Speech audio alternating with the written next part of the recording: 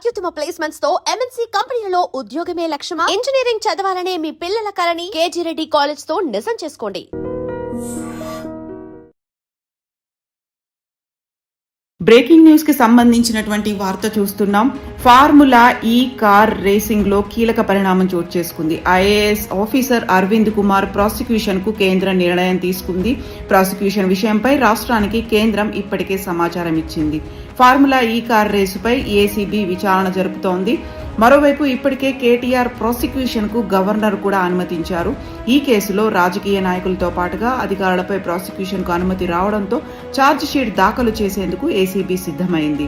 Formula ఈ car రేసులో quid pro quo జరిగినట్టుగా ఏసీబీ నివేదిక ఇచ్చింది. 54,88,00,000 నిధులు దారి మళ్లింపుపై ఆరోపణలు కూడా చేసింది. ఈ కేసుకు సంబంధించి కేటీఆర్ ఇప్పటికే విచారణకు హాజరయ్యారు. 2 సార్లు ఏసీబీ విచారణకు, ఒకసారి ఈడీ విచారణకు కూడా కేటీఆర్ హాజరయ్యారు. ఫార్ములా ఈ కార్ రేసింగ్ వ్యవహారంలో అవకతవకలు జరిగాయి అనేటువంటి అంశంతో 2024 డిసెంబర్ 18న ఏసీబీ కేసు నమోదు చేసింది. ఇందులో A1 గా అప్పుడు మంత్రిగా పనిచేసినటువంటి కేటీఆర్ తో పాటుగా A2 గా ఐఏఎస్ ఆఫీసర్ అరవింద్ కుమార్ ఉంటే A3 గా హెచ్ఎండిఏ చీఫ్ ఇంజనీర్ బిఎల్ఎన్ రెడ్డిపై కేసు నమోదైంది. ఇక గత ఏడాది నవంబర్లోనే గవర్నర్ అనుమతి ఇచ్చారు. కేటీఆర్ విచారణకు గవర్నర్ అనుమతి అప్పుడు లభించింది. ఇప్పుడు కేంద్రం అరవింద్ కుమార్ ని విచారించడానికి అనుమతి ఇచ్చింది. ఈ కేసులో ఫార్ములా ఈ కార్ రేస్ సంబంధించి నిధుల దుర్వినియోగంపై విచారణ కొనసాగించేందుకు గతంలో గవర్నర్ గ్రీన్ సిగ్నల్ ఇస్తే ఇప్పుడు ఐఏఎస్ ఆఫీసర్ మీద కేంద్రం కూడా గ్రీన్ సిగ్నల్ ఇచ్చింది.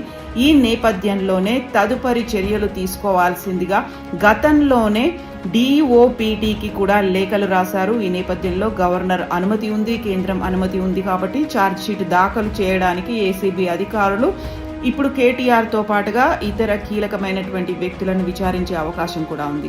ఈ కేసుపై గవర్నర్ అనుమతితో పాటుగా కేంద్రం అనుమతి రాజకీయ వర్గాల్లో, పరిపాలనా వర్గాల్లో కూడా తీవ్రమైనటువంటి చర్చనీయాంశంగా మారింది. ఏసీబీ త్వరలో దాఖలు చేయబోయేటువంటి ఛార్జ్ షీట్ తో ఈ కేసు విచారణ కీలకమైనటువంటి మలుపు తిరిగే అవకాశం ఉంది. తెలంగాణలో ఫార్ములా ఈ కార్ రేస్ కేసులో బీఆర్ఎస్ వర్కింగ్ ప్రెసిడెంట్ కేటీఆర్ కు ఇది బిగ్ షాక్ తగిలినట్టుగా ఇప్పుడు అంచనాలు వేస్తున్నారు. గత ఏడాది నవంబర్లోనే కేటీఆర్ పై విచారణకు గవర్నర్ జిష్ణుదేవ్ వర్మ అనుమతి ఇచ్చారు.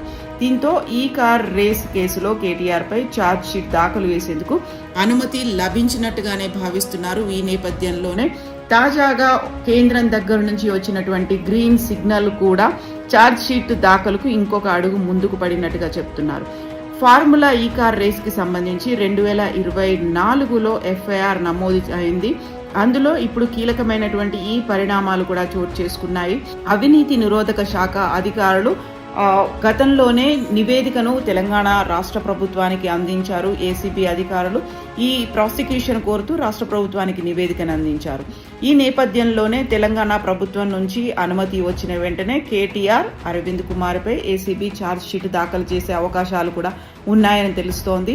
ఫార్ములా ఈ కార్ రేస్ కోసం రూల్స్ కు విరుద్ధంగా విదేశీ కంపెనీలకు డబ్బులు చెల్లించారని మున్సిపల్ శాఖ కార్యదర్శి ఫిర్యాదుతో ఈ కేసు నమోదైంది. దీంతో ప్రభుత్వానికి 54,88,00,000 నష్టం కలిగిందని తన ఫిర్యాదులో మున్సిపల్ శాఖ కార్యదర్శి పేర్కొన్నారు. ఈ నేపథ్యంలోనే ఏసీబీ కేసు నమోదు చేసింది. బీఆర్ఎస్ ప్రభుత్వంలో కేటీఆర్ మున్సిపల్ శాఖ మంత్రిగా ఉన్నప్పుడు ఫార్ములా ఈ కార్ రేస్ అనేది హైదరాబాద్ లో జరిగింది. ఈ నేపథ్యంలోనే కేటీఆర్ ను ఈ కేసులో A1 గా పేర్కొంటూ ఏసీబీ కేసు నమోదు చేసింది. అలాగే అప్పటి మున్సిపల్ శాఖ ప్రిన్సిపల్ సెక్రటరీ అరవింద్ కుమార్ ను A2 గా చేర్చారు. హెచ్ఎండిఏ చీఫ్ ఇంజనీర్ బిఎల్ఎన్ రెడ్డిని A3 గా చేర్చారు.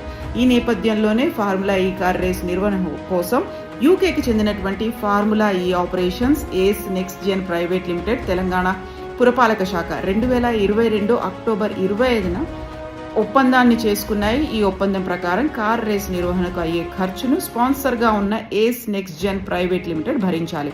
అయితే కార్ రేస్ నిర్వహణకు వీలుగా తెలంగాణ పురపాలక శాఖ ట్రాక్ ను ఏర్పాటు చేయాలి. అందులో భాగంగా 2023 ఫిబ్రవరి 11న జరిగినటువంటి రేస్ కోసం తెలంగాణ పురపాలక శాఖ తరఫున హెచ్ఎండిఏ 12 కోట్లు ఖర్చు చేసింది. రేస్ నిర్వహణ ఖర్చును స్పాన్సర్ గా ఉన్నటువంటి ఏస్ నెక్స్ట్ జెన్ అయితే భరించింది. బట్ ఈ కేసుకు సంబంధించి గతంలో వచ్చినటువంటి ఆరోపణలు వీటన్నిటి నేపథ్యంలో ఫార్ములా ఈ కార్ రేస్ కి సంబంధించి ఇప్పుడు కీలకమైనటువంటి పరిణామాలు చోటు చేసుకున్నాయి కాబట్టి నెక్స్ట్ ఛార్జ్ షీట్ దాఖలు చేయబోతున్నారని. ఇప్పటిదాకా విద్యుత్తో పాటుగా కాళేశ్వరం ప్రాజెక్ట్, ఈ మధ్యనే జరిగినటువంటి ఫోన్ ట్యాపింగ్ కేసుల్లో విచారణకు హాజరవుతూనే వచ్చారు. ఎప్పటికీ కేసు తేలుతుందో తెలియనట్టు పరిస్థితులు అయితే ఇప్పటిదాకా కనిపించాయి. ఈ నేపథ్యంలోనే కీలకమైనటువంటి పరిణామాలు జరుగుతున్నాయి.